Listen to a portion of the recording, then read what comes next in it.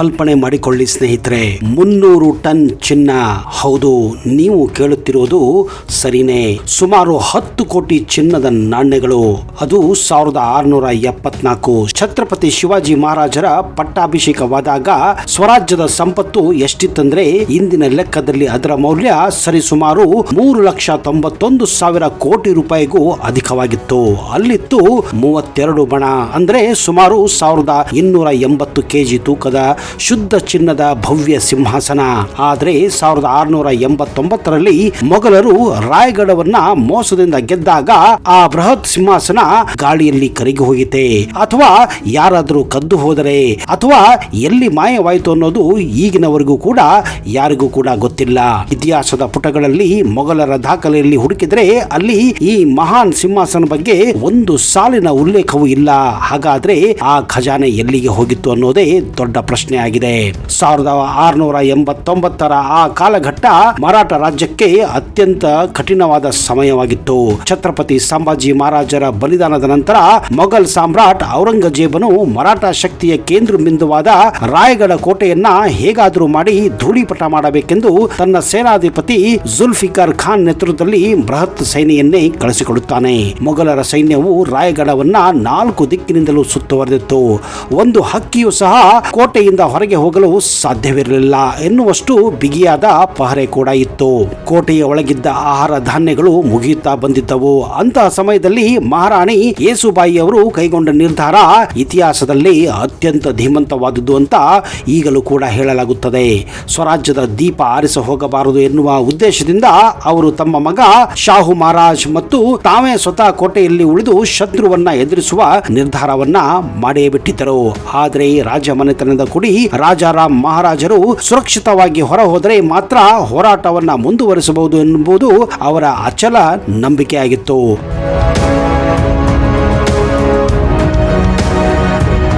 ರಾಜಾರಾಮ್ ಮಹಾರಾಜರನ್ನ ಹೊರಗೆ ಕಳಿಸಲು ಆರಿಸಿಕೊಂಡಿದ್ದು ರಾಯಗಢದ ಅತಿ ಅಪಾಯಕಾರಿ ವಾಗ್ ದರ್ವಾಜಾ ಅಂದ್ರೆ ಹುಲಿಯ ಬಾಗಿಲು ಅಥವಾ ರಹಸ್ಯ ಕಿಂಡಿಗಳಂತ ನೀವು ಕರೆಯಬಹುದು. ಅತಿ ಎತ್ತರದ ಕಡಿದಾದ ಬಂಡೆಗಳಿಂದ ಒಳಗೆ ಹಗ್ಗದ ಮೂಲಕ ಬುಟ್ಟಿಯಲ್ಲಿ ಕೂಳಿಸಿ ಅವರನ್ನ ಕೆಳಗಡೆ ಇಳಿಸಲಾಗಿತ್ತು.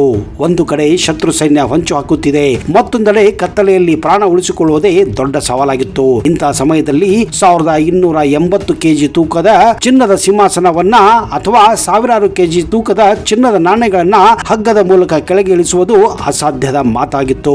ಹಾಗಾದ್ರೆ ಆ ಖಜಾನೆ ಎಲ್ಲಿ ಹೋಗಿತ್ತು ಅನ್ನೋದೇ ಈಗ ಪ್ರಶ್ನೆ. ರಾಜಾರಾಮ್ ಮಹಾರಾಜರು ಸನ್ಯಾಸಿಯ ವೇಷ ಧರಿಸಿ ಕೇವಲ ಸ್ವರಾಜ್ಯದ ಆಶಯಗಳನ್ನ ಹೊತ್ತು ಹೊರಬಂದರೆ ಹೊರತು ಸಂಪತ್ತನ್ನ ಅಲ್ಲ. ಇದರರ್ಥ ಯಾವ ಖಜಾನೆಯನ್ನು ಮುಟ್ಟಲು ಮೊಘಲರು ಹವಣಿಸುತ್ತಿದ್ದರೋ ಆ ಖಜಾನೆ ರಾಯಗಢದ ಮೆಟ್ಟಿಲುಗಳನ್ನ ಇಳಿದೇ ಇಲ್ಲ ಅನ್ನಬಹುದು.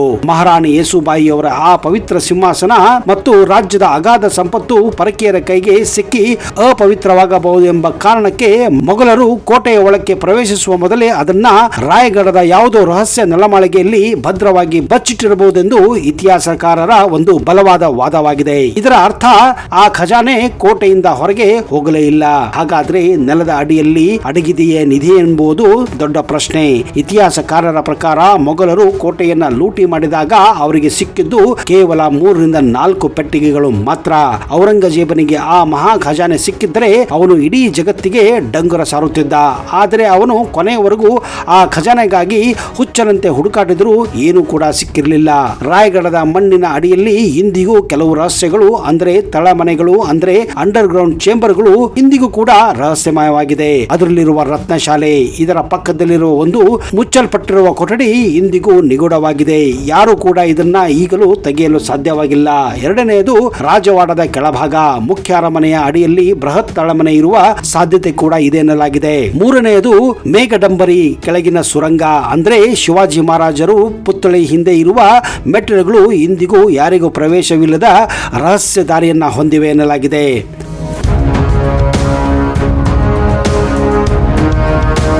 ಸ್ನೇಹಿತರೆ, ಚಿನ್ನ ಬೆಳ್ಳಿ ಎಂಬುದು ಕೇವಲ ವಸ್ತುಗಳು. ಆದರೆ ಶಿವಾಜಿ ಮಹಾರಾಜರು ಬಿಟ್ಟು ಹೋದ ಅಸಲಿ ಖಜಾನೆ ಅಂದರೆ ಅದು ಸ್ವರಾಜ್ಯದ ವಿಚಾರ. ಆ ಭವ್ಯ ಸಿಂಹಾಸನ ಇಂದಿಗೂ ರಾಯಗಢ ಮಣ್ಣಿನಲ್ಲಿ ಅಡಗಿರಬಹುದು ಅಥವಾ ಇಲ್ಲದಿರಬಹುದು. ಆದರೆ ಶಿವಾಜಿ ಮಹಾರಾಜರ ಇತಿಹಾಸ ಪ್ರತಿ ಭಾರತೀಯನ ಹೃದಯದಲ್ಲಿ ಈಗಲೂ ಕೂಡ ಜೀವಂತವಾಗಿದೆ. ಭಾರತ ಪ್ರಾಚೀನ ಕಾಲದಿಂದಲೂ ಸಾಕಷ್ಟು ಧೈರ್ಯಶಾಲಿ ಪುರುಷರನ್ನ, ವೀರ ಆಡಳಿತಗಾರರನ್ನ ಈ ದೇಶಕ್ಕೆ ಕೊಟ್ಟಿದೆ. ಭಾರತದಲ್ಲಿ ಅತ್ಯಂತ ಧೈರ್ಯಶಾಲಿ ಪುರುಷರು ಮಾತ್ರವಲ್ಲ, ಕೆಲವೊಬ್ಬ ಮಹಿಳೆಯರು ಕೂಡ ಆಡಳಿತ ನಡೆಸಿದ ಇತಿಹಾಸಗಳು ಕೂಡ ಇವೆ. ಅವರಲ್ಲಿ ವೀರ ಸಂಗೊಳ್ಳಿ ರಾಯಣ್ಣ, ಕಿತ್ತೂರು ಚೆನ್ನಮ್ಮ, ಕೆಳದಿ ಚೆನ್ನಮ್ಮ, ಇಮ್ಮಡಿ ಪುಲಿಕೇಶಿ, ಮದಕರಿ ನಾಯಕ ಇವರೆಲ್ಲ ಸಾಮ್ರಾಜ್ಯದ ಅಧಿಪತಿಗಳು ಮತ್ತು ತಮ್ಮ ತಾಯಿ ನಾಡಿಗಾಗಿ ಮತ್ತು ಸ್ವರಾಜ್ಯವನ್ನು ರಕ್ಷಿಸಲು ತಮ್ಮ ಪ್ರಾಣವನ್ನೇ ತ್ಯಜಿಸಿದ್ದಾರೆ. ಅಂತಹ ಮಹಾನ್ ಧೈರ್ಯಶಾಲಿ ಯೋಧರಲ್ಲಿ ಛತ್ರಪತಿ ಶಿವಾಜಿ ಕೂಡ ಒಬ್ಬರಾಗಿದ್ದರು. ಛತ್ರಪತಿ ಶಿವಾಜಿ ಮಹಾರಾಜರ ಪೂರ್ಣ ಹೆಸರು ಶಿವಾಜಿ ರಾಜೇ ಶಹಾಜಿ ರಾಜೇ ಭೋಸ್ಲೆ. ಶಿವಾಜಿ ಮಹಾರಾಜರು ಫೆಬ್ರವರಿ 19, 1630 ಮಹಾರಾಷ್ಟ್ರದ ಪುಣೆ ಜಿಲ್ಲೆಯಲ್ಲಿರುವಂತಹ ಶಿವನೇರಿ ಎನ್ನುವ ಕೋಟೆಯಲ್ಲಿ ಜನಿಸುತ್ತಾರೆ. ಶಿವಾಜಿ ಮಹಾರಾಜರ ಪಟ್ಟಾಭಿಷೇಕವು ಜೂನ್ 6, 1674 ನಡೆಯುತ್ತದೆ. ಶಿವಾಜಿ ಮಹಾರಾಜರು ತಮ್ಮ ಆಡಳಿತಾವಧಿಯಲ್ಲಿ ಪಶ್ಚಿಮ ಮಹಾರಾಷ್ಟ್ರದ ಕೊಂಕಣ, ಸಹ್ಯಾದ್ರಿ ಬೆಟ್ಟಗಳಿಂದ ಪಶ್ಚಿಮ ಮಹಾರಾಷ್ಟ್ರದಿಂದ ಹಿಡಿದು ದಕ್ಷಿಣದ ತಂಜಾವೂರುವರೆಗೆ ತಮ್ಮ ಸಾಮ್ರಾಜ್ಯವನ್ನ ವಿಸ್ತರಿಸಿದ್ದರು. ಬಾಲ್ಯದಲ್ಲಿ ಶಿವಾಜಿಯು ತನ್ನ ವಯಸ್ಸಿನ ಹುಡುಗರನ್ನು ಕೂಡಿ ಹಾಕಿ ಅವರ ನಾಯಕನಾಗಿ ಹೋರಾಡಿ ಕೋಟೆಗಳನ್ನು ಗೆಲ್ಲುವ ಆಟವನ್ನ ಆಡುತ್ತಿದ್ದರು. ಅವರು ಯೌವನಕ್ಕೆ ಬಂದ ತಕ್ಷಣ ಅವರು ಆಡುತ್ತಿದ್ದ ಆಟವು ನಿಜವಾಗಿ ಕೆಲಸವಾಯಿತು ಮತ್ತು ತಮ್ಮ ಶತ್ರುಗಳ ಮೇಲೆ ಆಕ್ರಮಣ ಮಾಡಿ ಅವರ ಕೋಟೆಗಳನ್ನ ಇತ್ಯಾದಿಗಳನ್ನ ಗೆಲ್ಲಲು ಪ್ರಾರಂಭಿಸಿದ್ದರು. ಪುರಂದರ ಮತ್ತು ತೋರಣ ಮುಂತಾದ ಕೋಟೆಗಳ ಮೇಲೆ ಶಿವಾಜಿ ತಮ್ಮ ಅಧಿಕಾರವನ್ನು ಸ್ಥಾಪಿಸಿದ ತಕ್ಷಣ ಅವರ ಹೆಸರು ಮತ್ತು ಕಾರ್ಯಗಳು ದಕ್ಷಿಣ ಭಾರತದಿಂದ ಹರಡಿದವು. ಈ ಸುದ್ದಿ ಆಗ್ರಾ ಮತ್ತು ದೆಹಲಿಗೆ ಬೆಂಕಿಯಂತೆ ತಲುಪಿತು. ತುರುಕರು ಮತ್ತು ಅವರ ಎಲ್ಲ ಸಹಾಯಕ ಆಡಳಿತಗಾರರು ಅವರ ಹೆಸರನ್ನು ಕೇಳಿದಾಗ ಭಯದಿಂದ ಚಿಂತಿತರಾಗಲು ಪ್ರಾರಂಭಿಸಿದರು. ಶಿವಾಜಿ ಮಹಾರಾಜರ ಆಳ್ವಿಕೆಯ ಸಮಯದಲ್ಲಿ ರಾಯಗಢ ಕೋಟೆಯನ್ನು ಇಡೀ ಮಹಾರಾಷ್ಟ್ರದ ರಾಜಧಾನಿಯನ್ನಾಗಿ ಮಾಡಲಾಯಿತು.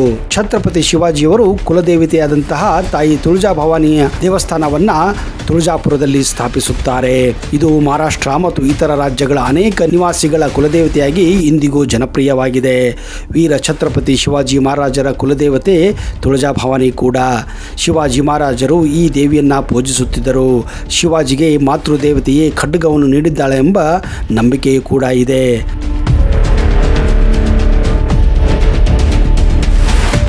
ಆದರೆ ದುರಾದೃಷ್ಟ ನೋಡಿ, ಬ್ರಿಟಿಷರು ಈ ಖಡ್ಗವನ್ನು ತಮ್ಮ ದೇಶಕ್ಕೆ ತೆಗೆದುಕೊಂಡು ಹೋಗಿ ಈಗ ಲಂಡನ್ ಮ್ಯೂಸಿಯಂನಲ್ಲಿ ಇಟ್ಟಿದ್ದಾರೆ. ಛತ್ರಪತಿ ಶಿವಾಜಿ ಭಾರತದಲ್ಲಿ ಮೊದಲ ಬಾರಿಗೆ ಗೆರಿಲ್ಲಾ ಯುದ್ಧವನ್ನು ಪ್ರಾರಂಭಿಸಿದರು. ಅವರ ಈ ಯುದ್ಧ ನೀತಿಯಿಂದ ಪ್ರೇರಿತರಾದ ವಿಯೆಟ್ನಾಂ ದೇಶದವರು ಅಮೆರಿಕದೊಂದಿಗೆ ಯುದ್ಧವನ್ನು ಗೆದ್ದಿದ್ದಾರೆ. ಈ ಕಾಲದಲ್ಲಿ ರಚಿತವಾದ ಶಿವಸೂತ್ರದಲ್ಲಿ ಈ ಯುದ್ಧದ ಉಲ್ಲೇಖ ಕೂಡ ಕಂಡುಬರುತ್ತದೆ. ಸಾಮಾನ್ಯವಾಗಿ ಗೆರಿಲ್ಲಾ ಯುದ್ಧವನ್ನು ಅರೆ ಸೈನಿಕ ಅಥವಾ ಅನಿಯಮಿತ ಪಡೆಗಳು ಶತ್ರು ಸೈನಿಕರ ಹಿಂದೆ ದಾಳಿ ಮಾಡಿ ಅವರ ಮೇಲೆ ಯುದ್ಧವನ್ನು ಮಾಡುತ್ತವೆ. ಶಿವಾಜಿಯು 1966 ಏಪ್ರಿಲ್ ತಿಂಗಳಲ್ಲಿ ಇದ್ದಕ್ಕಿದ್ದ ಹಾಗೆ ಜ್ವರ ಮತ್ತು ಬೇದಿ ರೋಗದಿಂದ ಬಳಲು ಪ್ರಾರಂಭಿಸುತ್ತಾರೆ. ಒಂದು ಅನುಮಾನದ ಪ್ರಕಾರ ಅವರ ಸಾವಿನ ಹಿಂದೆ ಮೊಘಲ್ ಜೊತೆ ಸೇರಿಕೊಂಡು ಶಿವಾಜಿ ಮಹಾರಾಜರ ಸೈನ್ಯದಲ್ಲಿದ್ದ ಒಬ್ಬ ಮುಸಲ್ಮಾನ ಸೈನಿಕ ವಿಷ ಬೆರೆಸಿ ಅವರಿಗೆ ನಂಬಿಕೆ ದ್ರೋಹ ಮಾಡಿದ್ದ ಎನ್ನುವ ಊಹಾಪೋಹಗಳು ಕೂಡ ಇವೆ. ಶಿವಾಜಿ ಮಹಾರಾಜರು ಕೊನೆಗೆ 1680 ಏಪ್ರಿಲ್ 3 ರಾಯಗಢ ಕೋಟೆಯಲ್ಲಿ ತಮ್ಮ ಕೊನೆಯ ಉಸಿರನ್ನೆಳೆಯುತ್ತಾರೆ. ಇದೇ ಕಾರಣ ಶಿವಾಜಿ ಮಹಾರಾಜರ ಸಮಾಧಿಯನ್ನ ರಾಯಗಢ ಕೋಟೆಯಲ್ಲಿ ಕಟ್ಟಲಾಗಿದೆ. ಮಹಾರಾಷ್ಟ್ರದ ರಾಯಗಢ ಜಿಲ್ಲೆಯಲ್ಲಿರುವ ರಾಯಗಢ ಕೋಟೆಯು ಅಲ್ಲಿರುವ ಅನೇಕ ಅವಶೇಷಗಳನ್ನ ಹಾಗೂ ಶಿವಾಜಿ ಮಹಾರಾಜರನ್ನು ನೆನಪಿಸುವಂತಹ ಸಾಕ್ಷಿಗಳು ನಿಮಗೆ ಇಲ್ಲಿ ದೊರೆಯುತ್ತವೆ.